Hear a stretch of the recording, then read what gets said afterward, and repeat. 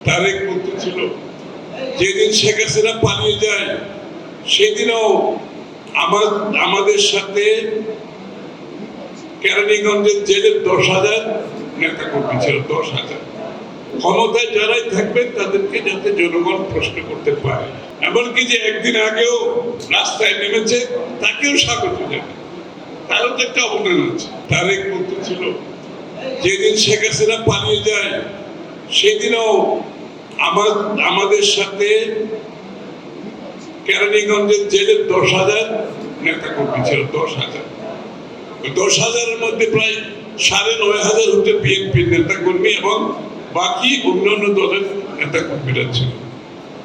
এবং এদের সকলকে রাস্তা থেকে গ্রেফতার করেছে, বাড়ি থেকে তুলে নিয়ে গেছে।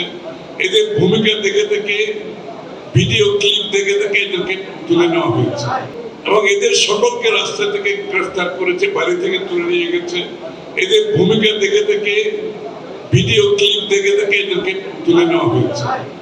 আমাদের ঐক্যবদ্ধ আন্দোলনের ফসল হচ্ছে আমরা একটি স্বৈরাচার ফ্যাসিস্টকে বিদায় করতে পেরেছি এবং এখন নতুন বাংলাদেশের স্বপ্ন দেখছি আমরা।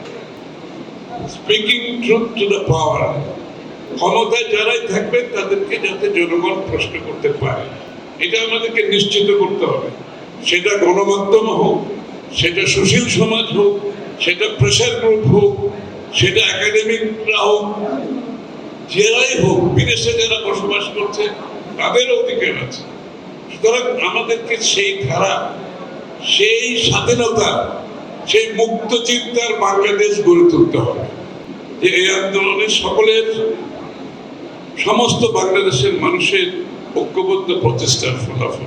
এমনকি যে একদিন আগেও রাস্তায় নেমেছে তাকেও স্বাগত জানায়, তারও তো একটা অবদান আছে। কেউ যদি মনে করে যেহেতু আমরা শেখ হাসিনার বিরুদ্ধে একসাথে আন্দোলন করেছি তাই বলে এখন আমাদের সবকিছু চিন্তা ভাবনা দর্শন এক জায়গায় এসে গেছে, এটা একটা ভুল চিন্তা। এই জন্য অনেকে বলছে ও আন্দোলনরতদের মধ্যে এখন একটা বিভেদ সৃষ্টি হয়েছে। আমি তো কোনো বিভেদ দেখতে পাচ্ছি না। একটি গণতন্ত্রে বিশ্বাসী যদি লোক হয়ে থাকে তো সবারই অধিকার আছে তার মতো করে চিন্তা করার, তার মতো করে ভাববার, তার দর্শন কথা বলবার। কথা হচ্ছে তাদেরকে সকলকে অধিকারটা দিতে হবে, মুক্তভাবে তারা যাতে কথাগুলো বলতে পারে। দিনের শেষে সমাধান দেবে বাংলাদেশের জন্য। আমাদের যে ঘোষণা এসেছে এখানেও সকলে ঐক্যবদ্ধ হওয়ার কোনো সুযোগ নাই।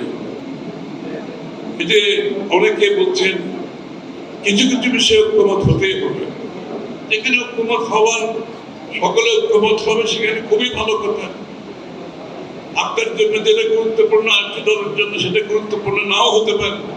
সুতরাং ঐক্যমত যতটুকু হবে সেটাকে নিয়ে আমরা এগিয়ে যাব। আর এর বাইরে প্রত্যেকটি দলের যেগুলো ঐক্যমতের মধ্যে আসবে না সেগুলো তারা আগামী নির্বাচনে তাদের ম্যানিফেস্টোর মাধ্যমে, তাদের কর্মসূচির মাধ্যমে জনগণের কাছে নিয়ে যাবে।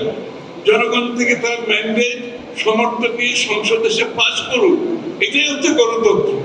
সেটা না করে যদি কেউ বলে যে আমাদের এই দাবি না মানলে আমরা নির্বাচন করব অথবা আমরা আন্দোলন করব, এটা হচ্ছে অগণতান্ত্রিক, এটা শেখ হাসিনার চিন্তার প্রতিফলন। দেশের নাম্বার 1 ট্রেডিং অ্যাপ নিফটি ফার্স্টে পাচ্ছেন ট্রেডিং এর সব সুবিধা, dual exchange access, company analysis, portfolio তৈরি করা সহ আরও অনেক ইউনিক ফিচারের সাথে ট্রেড করতে ডাউনলোড করুন এক্ষুনি।